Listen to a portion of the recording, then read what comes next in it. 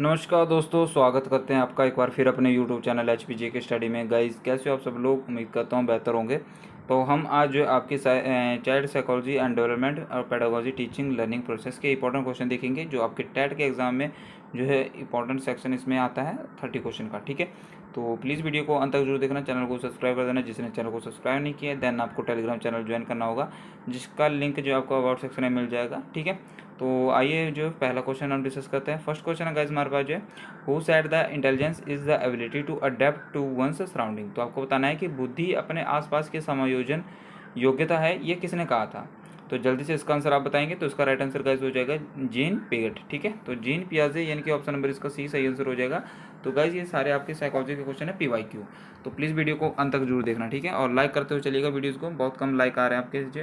Question number 2 है guys हमारे पास जो है, इनमें से कौन सा जो है अधिगम आंकलन में नहीं आता, यानी कि assessment of for learning takes into account the following accept.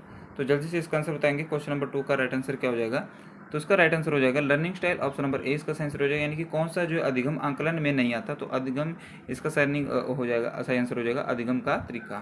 Question number next है हमारे पास जो क्वेश्चन नंबर 3 है, आपको बताना है कि व्योगाष्टि के सिद्धांत में जो विकास के किस पक्ष को जो नज़रअंदाज किया गया है। तो जल्दी से बताएंगे इसका सही आंसर क्या हो जाएगा। तो इसका सही आंसर गाइस हो जाएगा जैविक, यानी कि बायोलॉजिकल को जो यहाँ पे जो है नज़रअंदाज किया गया है। क्वेश्चन नंबर 4 है गाइस हमारे पास जो है, अति सक्रिय बच्चों को आवश्यकता होती है किस चीज़ की होती है? The hyper active children need to. तो इसका सही आंसर क्या हो जाएगा? तो याद रखेंगे इसका सही आंसर हो जाएगा special attention in the class, option number A इसका राइट आंसर हो जाएगा। क्वेश्चन नंबर 5 है गाइस हमारे जो आपको बताना है the basic foundations of physical mental and personality development are laid in the period of. तो आपको बताना है किस अवस्था में शारीरिक, मानसिक और व्यक्तित्व का मूलभूत विकास होता है। तो क्वेश्चन नंबर 5 का राइट आंसर हो जाएगा हमारे पास ऑप्शन नंबर इसका सी, यानी कि चाइल्डहुड इसका राइट आंसर हो जाएगा। क्वेश्चन नंबर नेक्स्ट है क्वेश्चन नंबर 6, यानी कि बालक किस अवस्था में हंसता कम है और मुस्कुराता ज़्यादा है, जिसका अर्थ है वो अपने संवेगों को नियंत्रित करना सीख जाता है। तो which is the age in which a child laugh less and smiles more, that is he has learn to control his emotion. तो 6 का राइट आंसर हो जाएगा लेटर चाइल्डहुड, यानी कि ऑप्शन नंबर सी आंसर हो जाएगा उत्तर बाल्यकाल। ठीक है, आइए नेक्स्ट क्वेश्चन देख लेते हैं। क्वेश्चन नंबर 7 है हमारे पास है, बुद्धिलावधि शब्द का सबसे पहले प्रयोग जो है किसने किया था? तो who use the world IQ first. तो किसने किया था? तो 7 का राइट आंसर हमारे पास हो जाएगा विलियम स्टर्न। इसका राइट आंसर क्या हो जाएगा? William Stern, option number B. Question number next है हमारे पास जो क्वेश्चन नंबर 8, पाठ्यक्रम में लचीलेपन का प्रत्यय किसको लाभान्वित करने के लिए प्रस्तावित किया गया है? तो concept of flexibility in curriculum is introduce to benefit. तो इसका राइट आंसर क्या हो जाएगा हमारे पास जो है बैकवर्ड, ऑप्शन नंबर डी, यानी कि अन्य पिछड़े वर्गों के लिए। ठीक है, क्वेश्चन नंबर नेक्स्ट हमारे पास बुद्धि योग्यता है, यानी कि intelligence is the ability to. तो इसका सही आंसर क्या हो जाएगा? 9 का राइट आंसर हमारे पास सही आंसर हो जाएगा ऑल ऑफ द अबव, यानी कि उपयुक्त सभी इसका सही आंसर हो जाएगा। किसने कहा कि जो है शिक्षा मनुष्य के अंतर्निहित शक्तियों का प्रकटीकरण है, यानी कि education is the manifestation of perfection already present in man, who said this. Right answer इसका हो जाएगा विवेकानंद, ऑप्शन नंबर 1 इसका सही आंसर हो जाएगा हमारे पास। ठीक है, आइए नेक्स्ट क्वेश्चन देख लेते हैं गाइस हमारे पास। क्वेश्चन नंबर 11, आपको बताना है कि ड्राइव रिडक्शन थ्योरी किसके द्वारा दिया गया है, यानी कि drive reduction theory of learning is given by. तो क्वेश्चन नंबर 11 का राइट आंसर हमारे पास हो जाएगा, यानी कि हल इसका सही आंसर हो जाएगा ऑप्शन नंबर ए। ठीक है, क्वेश्चन नंबर 12 है, बुद्धि आसपास समायोजन की योग्यता है, किसने कहा था? तो intelligence is the ability to adapt to one's surrounding, who said this. याद रखेंगे 12 का राइट आंसर हो जाएगा, यानी कि जेन पियाजे इसका सही आंसर हो जाएगा option number C. Question number 13 है, आधुनिक मनोविज्ञान के जनक हैं, यानी कि who is the father of modern psychology. तो 13 का राइट आंसर क्या हो जाएगा हमारे पास? विलियम जेम्स इसका सही आंसर हो जाएगा ऑप्शन नंबर 1 विलियम जेम्स। ठीक है, क्वेश्चन नंबर 14 गाइस हमारे पास आपको बताना है कि संघवाद का सिद्धांत जो है किस वर्ष दिया गया था? तो in which year theory of connectionism was developed. तो इसका राइट आंसर क्या हो जाएगा गाइस? तो इसका सही आंसर हमारे पास इसका सही आंसर हो जाएगा नन ऑफ दीज। इसका जो सिद्धांत दिया गया था 1910 में। ठीक है, क्वेश्चन नंबर 15 है, first use IQ test was in the year. तो आपको बताना है कि जो है बुद्धिलावधि का जो है यहाँ पे IQ टेस्ट कब से सबसे पहले कब किया गया था? याद रखेंगे 1916 में, ऑप्शन नंबर ए इसका राइट आंसर हो जाएगा। नेक्स्ट है question number 16, the process of education in 1960 नामक पुस्तक किसके द्वारा लिखी गई है? तो आपको बताना है the who wrote the book the process of education 1960।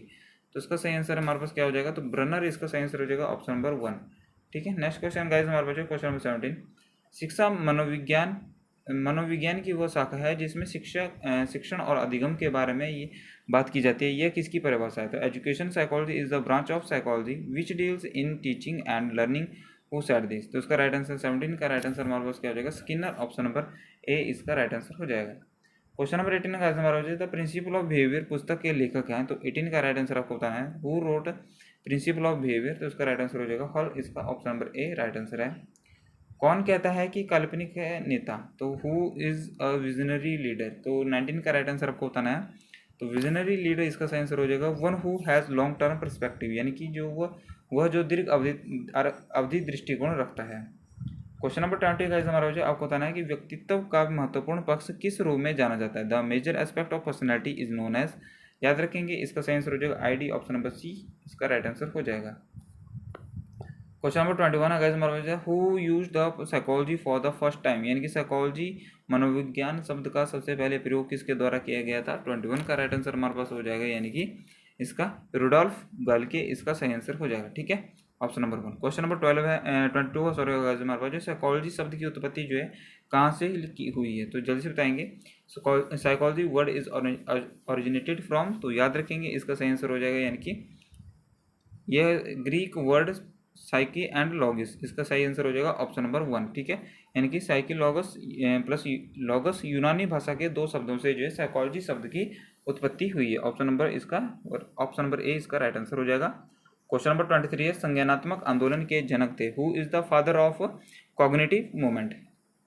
तो 23 का राइट आंसर हमारे पास क्या हो जाएगा? तो याद रखेंगे इसका राइट आंसर हो जाएगा अल्बर्ट बंडूरा। ठीक है, तो ऑप्शन नंबर ए इसका राइट आंसर हो जाएगा। अल्बर्ट बंडूरा जो है संज्ञानात्मक आंदोलन के जनक थे। क्वेश्चन नंबर 24 है अगर हमारे पास मनोविज्ञान के व्यवहारवाद सिद्धांत के जनक है, यानी कि who is the father of behaviourism in psychology? तो जल्दी बताएंगे। तो 24 का राइट आंसर हमारे पास क्या हो जाएगा? तो जे बी वाटसन इसका राइट आंसर हो जाएगा ऑप्शन नंबर 1, यानी कि जे बी वाटसन ने जो है मनोविज्ञान के व्यवहारवाद का सिद्धांत के जनक के रूप में जाना जाता है। क्वेश्चन नंबर 25 लास्ट के जो 5 क्वेश्चन बच चुके हैं। तो प्रबलन और पुनर्वलन का सिद्धांत जो है किसने प्रतिपादित किया था? यानी कि theory of reinforcement is given by. तो याद रखेंगे राइट आंसर इसका क्या हो जाएगा? तो स्किनर इसका सही आंसर हो जाएगा option number B right answer है हमारे पास जो। आइए नेक्स्ट क्वेश्चन देख लेते हैं गाइस हमारे पास। आपको बताना है कि व्यक्तित्व मापन की प्रमुख अप्रक्षेपी विधि कौन सी नहीं है? इनकी आपको बताना है which method is not a projective method for the personality measurement? तो राइट आंसर इसका क्या हो जाएगा? तो 26 का राइट आंसर हमारे पास हो जाएगा फॉर्मेटिव असेसमेंट, इसका राइट आंसर है option number D. Question number 27 अगर हमारे पास जो आपको बताना है कि व्यक्तित्व के दो खंड सिद्धांत के प्रतिपादक हैं, यानी कि who propagated two factor theory of personality? तो 27 का राइट आंसर हमारे पास क्या हो जाएगा? तो याद रखेंगे इसका सही आंसर हो जाएगा हमारा जो है स्पार्समान, इसका स्पीयरमैन, यानी कि इसका सही आंसर हो जाएगा ऑप्शन नंबर बी। ठीक है, नेक्स्ट क्वेश्चन हमारे पास जो 28 यानी कि डिस्ग्राफिया जो एक अधिगम अक्षमता है व्यक्ति की क्या प्रभावित करती है? यानी कि dysgraphia is learning disability which affect person? तो याद रखना इसका सही आंसर हो जाएगा, यानी कि राइटिंग एबिलिटी को जो है ये प्रभावित करती है। ठीक है, ऑप्शन नंबर बी यानी कि हस्तलेखन को। सेकंड लास्ट क्वेश्चन का हमारे पास व्यवहार अध्ययन की सबसे पुरानी विधि है विच is the oldest method of study of behaviour? तो आपको बताना है इसका राइट आंसर क्या होगा? तो व्यवहार अध्ययन की सबसे पुरानी विधि है हमारे पास जो है इंट्रोस्पेक्शन, यानी कि अंतर्दर्शन विधि, इसका सही आंसर हो जाएगा इंट्रोस्पेक्शन ऑप्शन नंबर ए। ठीक है, आज का अंतिम क्वेश्चन का 30 नंबर क्वेश्चन हमारे पास सामान्यकरण के सिद्धांत को किसने अग्रसारित किया था? यानी कि the theory of generalization was put forward bye?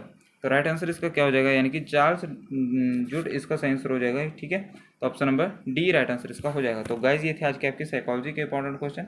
आई आपको वीडियो अच्छी लगी होगी, अगर अच्छी लगी हो तो लाइक कर देना, चैनल को सब्सक्राइब करके दोस्तों के साथ जरूर शेयर कर देना। तो जय हिंद जय भारत, यहाँ पे वीडियो समाप्त करते हैं। ऐसे ही पढ़ते रहिए, सीखते तैयारी करते रहिए, और शाम को टाइम के आपको जीके की फिर से इंपॉर्टेंट क्लास लेके आएंगे। तो प्लीज़ चैनल को सब्सक्राइब कर लें और बेल आइकन को प्रेस कर लें। ठीक है, धन्यवाद।